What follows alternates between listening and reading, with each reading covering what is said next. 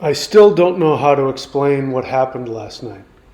Honestly, if anyone else told me this story, I wouldn't believe them. But I have to share it with you because it has changed absolutely everything for me. We traveled far beyond Earth into a crack in the dimensions, and I was brought face to face with a powerful Mantis being. I'm still trying to process this, but what they showed me inside that pyramid was the actual final blueprint for the new Earth. And they gave me the power to create it. And I was completely pulled in. All right, so this is interdimensional meditation astral travel report for Sunday, November 9th. Last night, we did another live streamed, live guided interdimensional meditation, which we do every Wednesday and Saturday evening. It's in the live section if you want to go and participate in that recorded version. But this one was very powerful and has definitely messed with my ability to bring myself back into this 3D world today. This happens a lot after these meditations. Sometimes the next day I go through all kinds of different feelings. Sometimes I'm just tired. Other times I have a hard time wrestling with, feeling like I'm in this virtual reality video game. Other times it makes me really doubt myself and I start doubting the experience the night before. But that's how I know it's real. Because if I have difficulty accepting something that's beautiful and beyond comprehension, it means that my third dimensional mind is struggling to keep me here. And so it's getting me to doubt it. In any case, let us talk about what happened during last night's meditation. It was very Mantis being heavy, as you can tell already.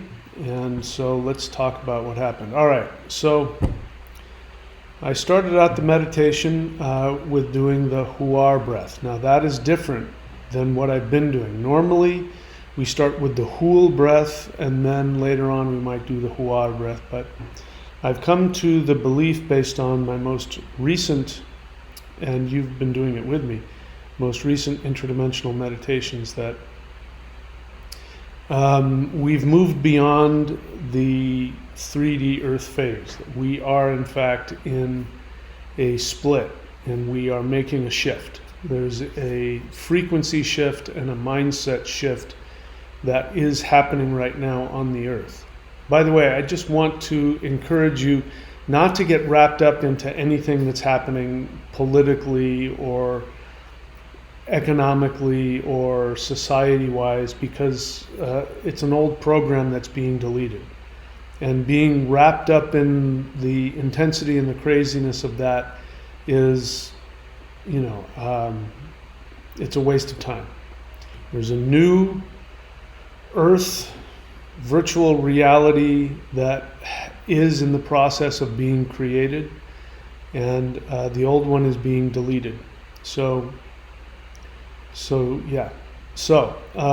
this is the challenging part, is it's not seeing or experiencing the beauty of the new Earth. It's allowing oneself to expand into it and let go of this, what we understand as this third dimensional life. Okay, so we started out doing the Huar breath, and the Huar, just to let you know the background of this, I was given the Hul breath about 20 years ago, and it was when I was synthesizing different very powerful spiritual traditions, which technically you're not supposed to do, and there's a reason for that. It's because the frequencies can be different, and when you merge them, they can create a sine wave that can be very destructive to the physical body. So this is what was happening to me. I was synthesizing different powerful esoteric traditions, and I was having some energy problems, intense headaches and things like that. So in meditation, I didn't really understand what I was doing. I just went into meditation out of desperation, and I said, if there's any ascended masters out there listening to me, please give me a one syllable sound that I can chant which will heal this. And immediately what came to me was the Huul breath. In case you're unfamiliar with it, you can search for it, Huul. And that grounded all of the energies, and that actually gave me the ability to know how to integrate these different shamanic world energy systems into a coherent system, which I've been teaching, now for the past 20 years. Well, 2.5 years ago, June of 2022, I had my first in-person interaction with a Mantis being. I believe he was a 7-foot tall Mantis being. And we interacted for a while, and during those early interactions, he taught me the Huar breath. And he didn't tell me what it was. He just, he showed up and he just started teaching me how to do this. And I've come to find out since then that the sound Huar is that earth sound combined with the 5D shift. So shifting third dimensional frequency earth up to what we call 5D new earth frequency. These are just terms. I use them because people understand them.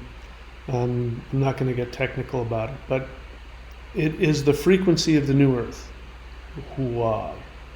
So that's why I'm doing that exclusively now in the meditations, because I've come to realize we're now in it. We've done all the work to shift the world, to send energy to shift the earth into the new one, and now it's just about us, making the move, transferring ourselves over to the new earth. So these live guided meditations, I'm telling you, are far, far more powerful than what we might think. We think we're just a bunch of people, just a handful of people around the world coming together and doing these meditations live. But if you're doing these meditations, it means that you have a destiny to shift the earth. And the beings that show up, the higher dimensional beings that show up, are the cosmic architects. And they need our help. If you're on planet Earth, it means that you are also a cosmic architect, and your soul has incarnated here on Earth specifically so that you can be a part of this process. So when we do these meditations, we do leave third dimensional Earth, we go into a higher frequency in the astral plane, and we think we're just having these really intense fantasies, but you feel the energy when we do it. We are actually in these higher dimensional realms, and we are shifting. We are shifting the earth and creating a new world. So what happened in the meditation? So we did the Huar mantra, and then let me see if I remember what happened. What I remember is that we were floating in interplanetary space just outside of Earth's orbit, and I saw what looked like a almost like a needle. It looked like a space station, and it was off in the distance, and it was in a crack. There was like a crack in space, and there was all this white light coming through the crack, and in there was this space station. And so I felt pulled into the space station, so we went in there, and it changed into, as soon as I went into the crack, the dimensional crack, it changed into other things. The past few interdimensional meditations that we've done there have been Mantis beings and other like giant ants, ant beings, walking on two legs, but with those kinds of bodies. And they weren't made out of metal, but they had these very shiny, metallic-looking skin on their bodies. So those beings were there, and I remember going into the light in between the world, this crack, which I thought I was going into a space station, and I don't remember what happened. By the way, if you did the meditation, please put in the comments section what you experienced, and put in stuff that I forgot, because I'll forget stuff. So put in entire chunks that I've forgotten so that we can remember. And of course, share your experiences. All right, so what do I remember? At some point, I remember that I saw one of these beings again, and there was a bent pyramid. If you can look it up, just Google it. There's a certain type of pyramid in Egypt, very ancient kind of one, where instead of going straight up like that, it comes up, and then the wall, and then comes like this. So it's got an angle. And I saw one of those. I don't know if I saw that. I went into some kind of doorway.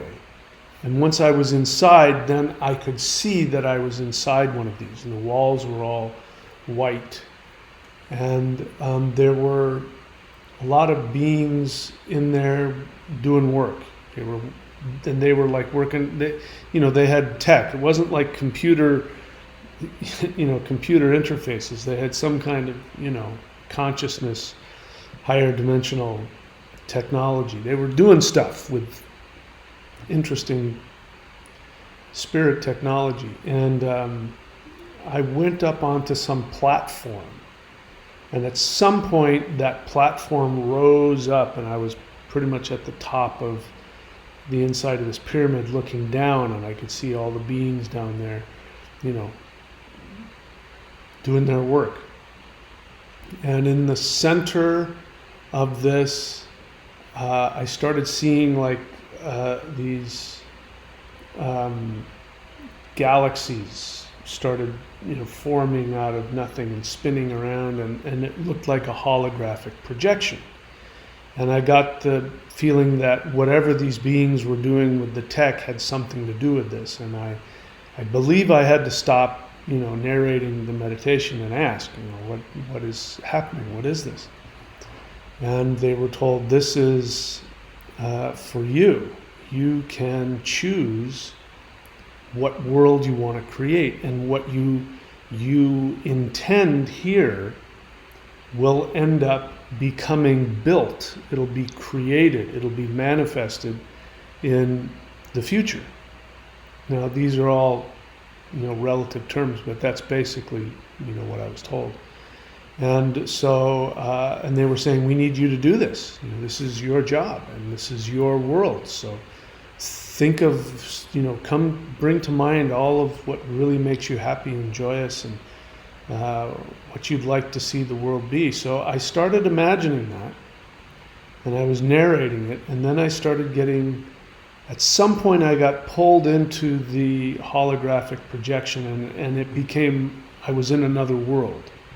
And it became so completely engulfing that I had forgotten that I was inside of a holographic projection. I was in this world, and it was a world, that I love being in. It was, subtropical rainforest in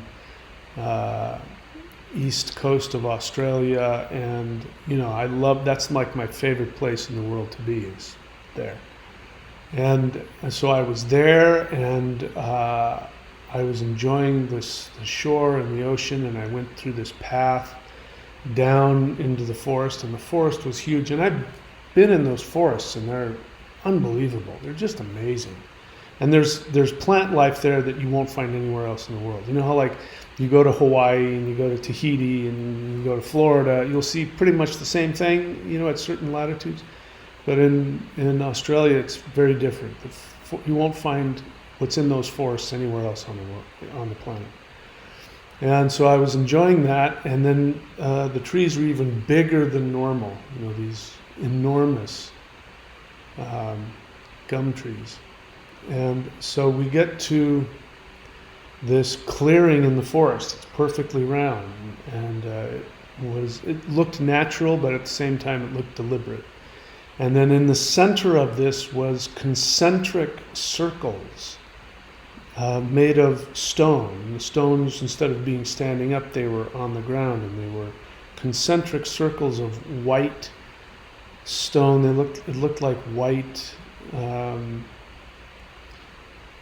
granite. Really beautiful. I loved those kinds of rocks, those kinds of stones. So I went and stood in the middle of that.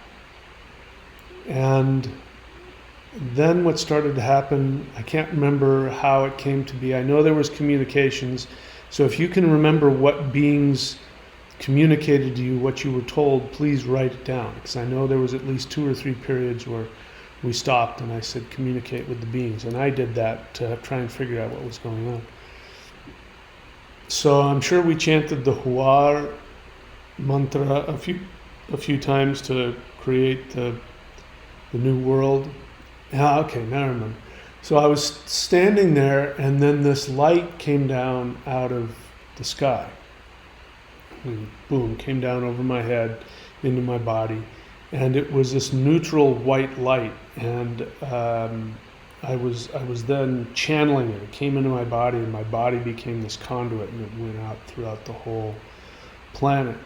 And then I was told, this is, you have the power to change this, to shift this. And so I found myself creating various things on the planet, like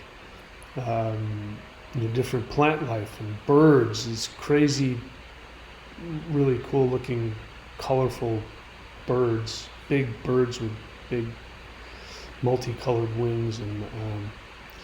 And then people started, from that energy, I could tell that people were starting to create spirit technology, where the power of consciousness was used to create a technology where you could use that to use your intention to create all kinds of things. And people were experimenting with that. And then the energy was reaching other people, and they were working directly with the earth and with the soil and with the rocks and with the plants.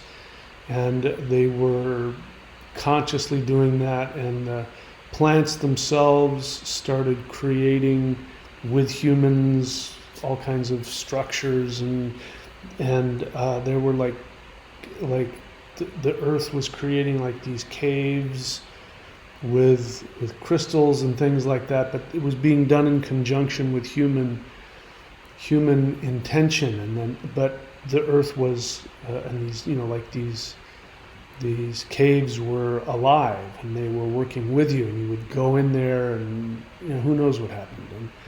And plants, animals were learning how to communicate directly with humans, and I can't remember all that happened, but it was the new earth was being created, and I can't remember how long I was doing that, but I went for as long as I could, and then I started getting tired. I didn't feel physically tired. I could tell that my spirit was starting to get tired. So we kind of wrapped it up. I don't think it's the end. I think we'll go back and keep doing more of those, but at least for that meditation, it was coming to an end. And by this time in the meditation, I absolutely thought I was in another world. I was completely involved. I mean, I knew that I was meditating, but I had forgotten that I had, gone through this whole other process to get there. So I'm thinking, okay, we're leaving the meditation, we're going to come back in our body, and as I'm coming back out of it, I find myself back on this platform inside of the bent pyramid with all of the insectoid mantis beings there, and realizing, what I just experienced was holographic, and that it was spirit technology that was giving me the ability to create the new world. That was the whole point. And so that was kind of a wake up, like I just woke up from a dream within a dream. And don't remember what happened after that. There might have been some communication that went on. I ended up leaving the crack in the, in space, this dimensional crack with the light. I came back out, and then those beings left. I believe that then I spoke with my guide. One of my guides, the first one that came to me was Thoth. He's like my main guide that I work with. And so I can't remember what he told me. He gave me some information about what had just happened. And then I brought us back into our physical body, and that was the end of the meditation. So please put in the comments what you remember. What communications did you have? What did you say? What did you do? This is very helpful for all of us. But I had really made the decision to embrace this, as you know from a couple of meditations previously. I had been shown this, which is according to the ETs, and of course this is just symbolic, but this was who they told me I was back in Atlantis, this unbelievably powerful king. But I was more than a king. I was this demigod. I was half god, half human. And that was an experiment in and of itself, to have somebody who's in a physical body but is, a full-on, god. And what ended up happening is that I wasn't able to process all of that power, and I became corrupted. I became confused, and when the time for Atlantis and the golden age was supposed to start coming to an end, what was supposed to happen was that I and my priests were to help people understand how to go inward and how to use energy work and meditation, and use that for 13,000 years until the shift came back and we came up. But instead of what happened, I tried to hold it together. And I said, I'm not going to let Earth descend. And I used technology like the pyramids and other things to try and keep a false golden age frequency. And that caused far more problems than it solved. And human beings, the elites, became corrupt. People who are running this world now are the descendants, whether they be spiritual or otherwise. They're the descendants of those people. And also, you hear about in mythology and it's all over the world, 7 wise men. In India, they're called the Saptarishis, the 7 rishis. But they're all over the world. And according to them, there are these 7 wise men who come and bring back civilization after the flood. And so there were people that survived who, still were connected to the truth, and they taught that to people. The majority of the people who were on a spiritual path, they shifted up. So just before the flood happened, they got out. They shifted up. That's what the Lemurians are. The Lemurians, as we know them, as you've heard them. I didn't believe any of it. I thought it was complete, utter nonsense, but they do exist. And they do exist in power places like Mount Shasta. They're in a higher frequency, but they exist. And they're still here on Earth. So that's what happened. Some people shifted up, and I myself, I crashed. As I said, I became confused, and I basically became codependent. I tried to keep the Earth in 5D, and it wasn't my job to do that. And all of the ETs and light beings pulled their support away from me, and I became vulnerable. And the human beings who had been following me had become corrupt and wanted the technology to enslave the Earth. And when I opposed them, they assassinated me. And then my soul just crash landed down here in 3D, and I've been incarnating ever since. And so this has been a huge wake-up call for me ever since I did CE5. So you think I'm crazy. I've been thinking that, for the past 2.5 years, but I'm sharing with you, and I'm not lying to you. I am telling you the truth of my experience. Whether I'm deluded or crazy is another issue, but this has been my experience, and the energy, is undeniable. And afterwards, when we did the meditation, when we were done, I felt just the hugest jolt of energy. And the best way to describe it is, some light being was just saying thank you. Really, really letting me know that what just happened was real. And so it's really hard to process this. So if you think that I'm walking around, with this idea of myself, and I'm full of myself, and I think I'm not. I feel as human as anybody, and it's actually the knowledge of these things and the experience of these things is very difficult. It's very hard on my ego and my consciousness. And usually the day after, I'm not in the best of moods when I wake up, because I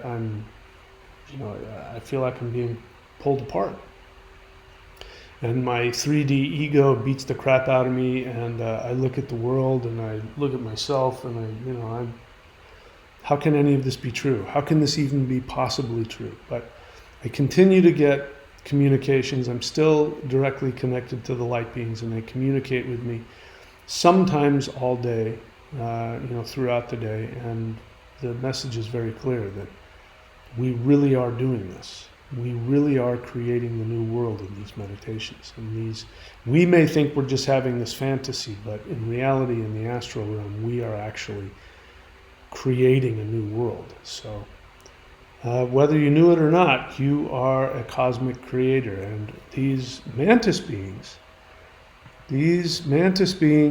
are absolutely, they are creators. I don't know exactly what they are yet. There's different levels of them. There are warriors. Those guys are red. And then there are these guys that look silver. They're not made out of metal. Their skin just looks like that. And then there are ones with light skin, and then there are ones with, different colored skin. And I don't know. I think they all have different roles in this. And anyway, it's just... And there is things like spaceships, and there is things like tech, and it merges between, spaceships and altered dimensions, and just consciousness, places of consciousness, and they're in all of those places, and you can't really pin it down. So this is why people are having such a hard time trying to figure out what actual, spaceships are. By the way, the majority of the stuff that you're seeing is man-made. The UFOs that you're hearing about, and all this stuff that's being talked about in Congress, and the mainstream media is trying to force feed you the belief in UFOs and aliens. Nobody really gives a crap. They're trying to force feed you, but all of that stuff is made up. The real stuff, real ETs, they're right. It's a transdimensional thing. It's not...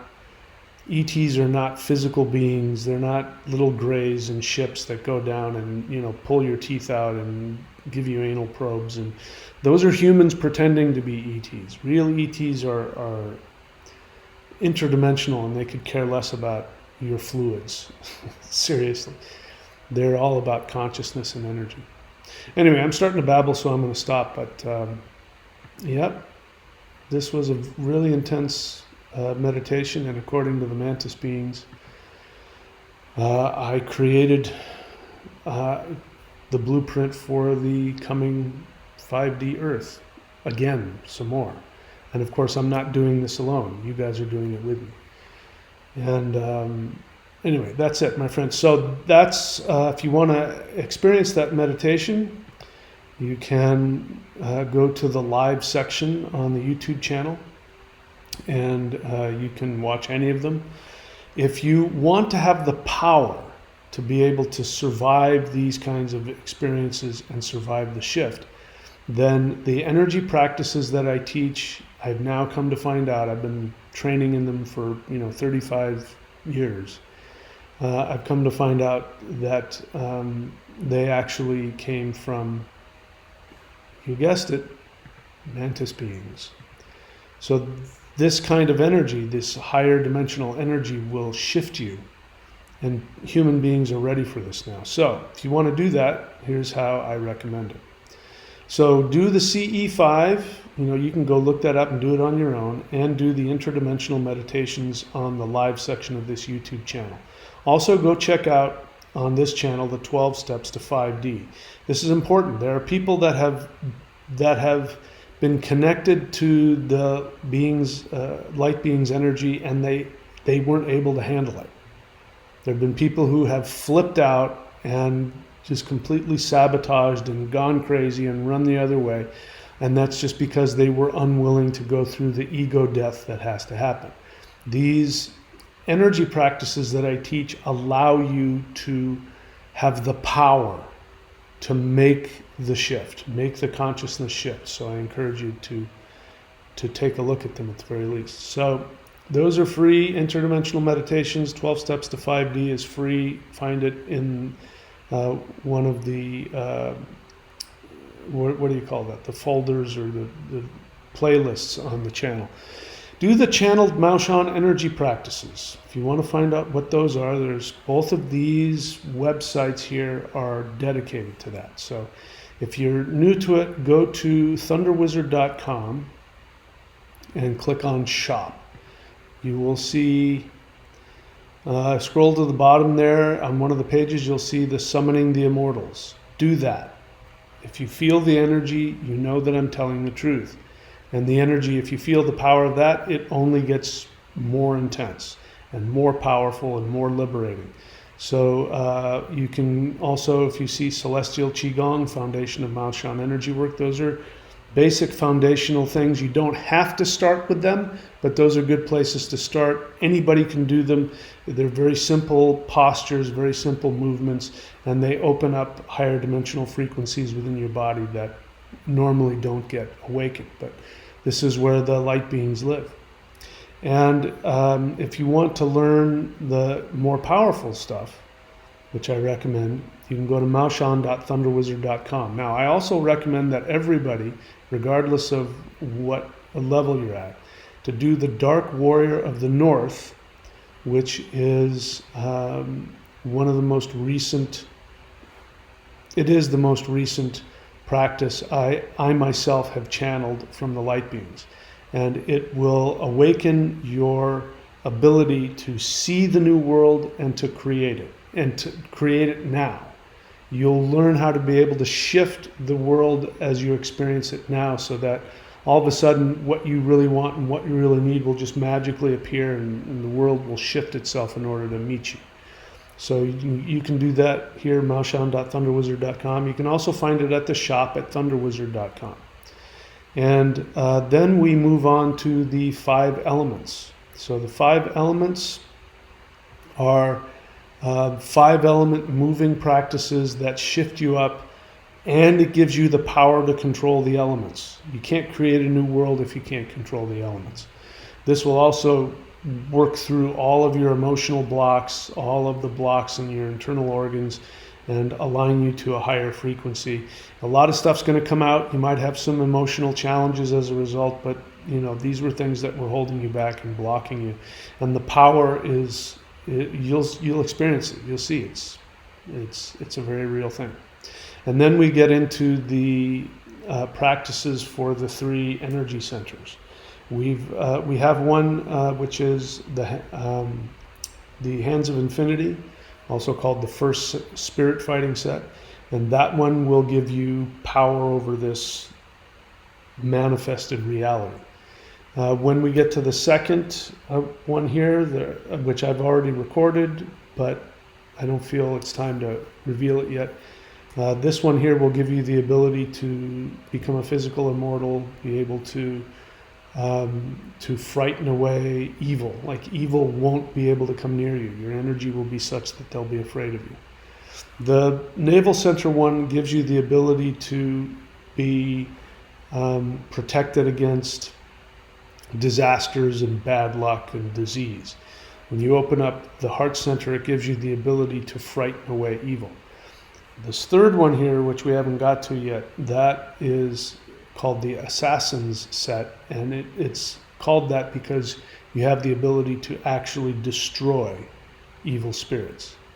So this one, you frighten them away. This one protects you. The navel protects you. This one frightens them away. This one will destroy them. But you have to be at a level to be able to handle those energies. So to be able to get yourself to that level, you got to do, the basic stuff. Start with the summoning the immortals, the celestial qigong, work through the 5 elements, and then do the navel center, the heart, and the third. And also, of course, along the way, anytime you want, do the Dark Warrior of the North one. If you have questions about any of them and where you should start, let me know, and I will point you in the right direction. Put the questions in the comments section. All right, that's it, my friends. I love you all. Please be extremely good to yourself. I will see you all very, very soon.